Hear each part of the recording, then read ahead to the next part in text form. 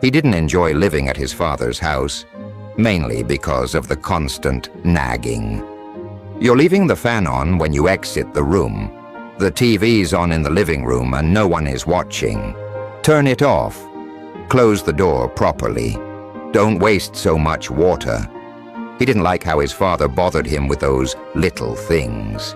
He tolerated it until one day he got a call for a job interview. As soon as I get this job, I'll leave this city. I won't have to hear my dad complain anymore, he thought. As he was leaving, his father gave him some advice. Answer every question with confidence.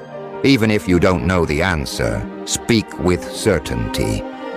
And then gave him more money than necessary for the interview. When he arrived at the interview center, he noticed there was no security at the entrance. The door was wide open, swinging outward and possibly disturbing people passing by. He closed it gently and stepped inside. On both sides of the path, he saw beautiful flowers, but the gardener had left the hose running. Water was spilling everywhere. He adjusted the hose and placed it where the plants actually needed watering.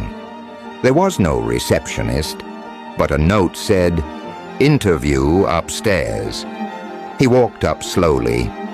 The lights in the staircase were still on, even though it was 10 a.m., probably since the night before. He remembered his dad's voice.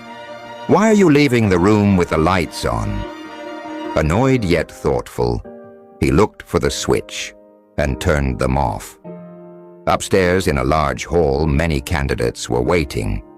As he stepped in, he noticed the welcome doormat was upside down. With a slight sigh, he fixed it. Old habits die hard.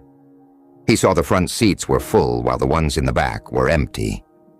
Several fans were blowing over empty chairs. Once again, his dad's voice echoed in his mind. "Why are the fans on where no one is sitting?" He turned off the unnecessary fans and sat in the back. Candidate after candidate entered and left through another door. Nobody knew what was being asked. Finally, it was his turn. He walked in nervously. The interviewer took his papers but didn't even look at them. He asked, "When can you start?" He froze. "Wait, is this a trick question? Or is he really offering me the job?" The interviewer noticed his hesitation and said, "Wondering why we're not asking questions? Because we don't believe questions reveal a person's true nature. We believe in observing people's actions. We tested everyone through surveillance cameras. Only one person closed the door, fixed the hose, turned off the lights, straightened the doormat, and shut off the fans. That person was you. That's why you're hired." In that moment, he realized that everything his father had taught him made sense. All the discipline he once resented was what helped him get his first job. The irritation vanished. He smiled, grateful, and decided, "I'm bringing Dad with me. We'll live together." Everything our parents tell us is for our good. They want to shape a brighter future for us. A rock doesn't become a sculpture without enduring the sculptor's chisel.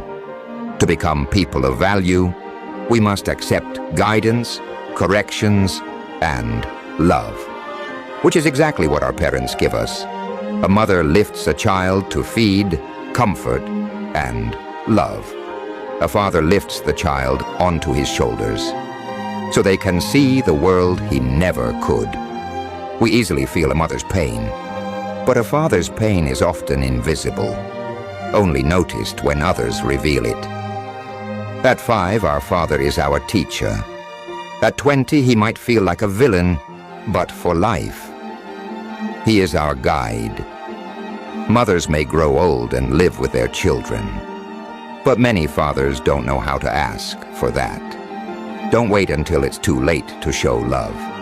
Care for them while they're here. Hug them, appreciate them, Always. They are our greatest gifts. Parents are real-life superheroes. Never forget, if this story touched your heart,